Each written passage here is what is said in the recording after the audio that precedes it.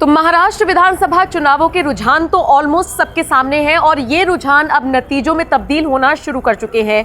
और जो आंकड़ा निकलकर सामने आया है वो ये कि महाराष्ट्र में महायुति की सरकार एक बार फिर से बनने जा रही है। यानी कि जो कंपटीशन था महायुति और महागठबंधन में, वो कंपटीशन महायुति यानी कि जिसमें बीजेपी है, जिसमें अजीत पवार वाली एनसीपी है और इसी के साथ एकनाथ शिंदे वाली शिवसेना है, वो जीतती हुई नजर आई है। और देखिए जो आंकड़ा निकलकर सामने आया है, 217 सीटों पर बढ़त बनाते हुई ये कह लीजिए महायुति गठबंधन आगे बढ़ता हुआ नजर आ रहा है। और अगर मैं सिंगल तरीके से आपको बताऊं तो बीजेपी 126 पर बढ़त बनाए हुए है, शिवसेना शिंदे गुट 56 सीटें और एनसीपी अजीत पवार 38 सीटों पर बढ़त बनाए हुए हैं।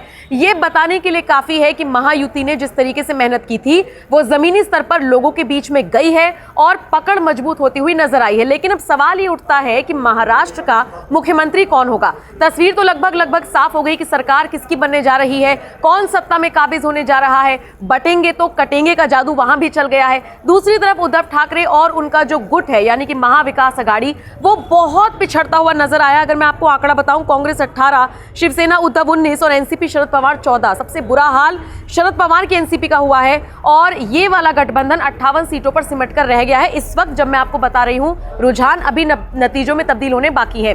लेकिन अब सवाल ये उठता है कि महाराष्ट्र का मुख्यमंत्री कौन होगा। देखिए, देवेंद्र फडणवीस हो, शिंदे हो या अमित शाह हो, बयानबाजी लगातार चल रही है और एक तरीके से ये मैसेज देने की कोशिश की जा रही थी कि बाद में डिसाइड होगा।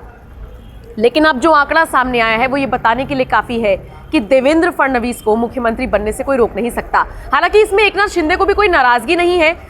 देवेंद्र फडणवीस फिर से नई जिम्मेदारी संभालने के लिए लगभग तैयार हैं। लेकिन इन सब के बीच देवेंद्र फडणवीस का भी बयान सामने आया है और उन्होंने कहा है कि हम सब मिलकर बैठेंगे और इस बात का निर्णय करेंगे कि कौन बनेगा मुख्यमंत्री। यानी एक बात तो तय है, देवेंद्र फडणवीस हो, एकनाथ शिंदे हो, आप गृह मंत्री अमित शाह की बात ले लीजिए या फिर महाराष्ट्र में जितने भी बड़े नेता महायुति में हैं, उनमें आपस में किसी भी बात को लेकर एटलीस्ट टकराव नहीं है कि भाई मुख्यमंत्री ये बनेगा ये नहीं। इतना जरूर है कि एक फिलॉसफी पर इन लोगों ने काम किया कि जिसकी ज्यादा सीटें निश्चित तौर पर उसे प्रायोरिटी पर रखा जाएगा। अब बीजेपी महायुति में सबसे ज्यादा सीटें वाली लाने वाली पार्टी बन गई है, महाराष्ट्र में सबसे बड़ी पार्टी बनकर उभरी है। और सबसे बड़ी बात आप देखिए ना, उद्धव ठाकरे की पार्टी का क्या हाल हुआ।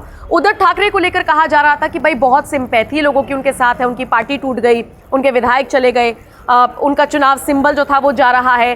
तो कुल मिलाकर सिंपैथी कार्ड उनको मिल सकता था।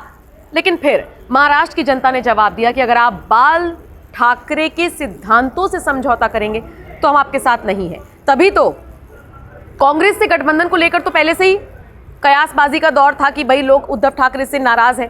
लेकिन अब देखिए किस तरीके से उसका असर भी होता हुआ दिख रहा है।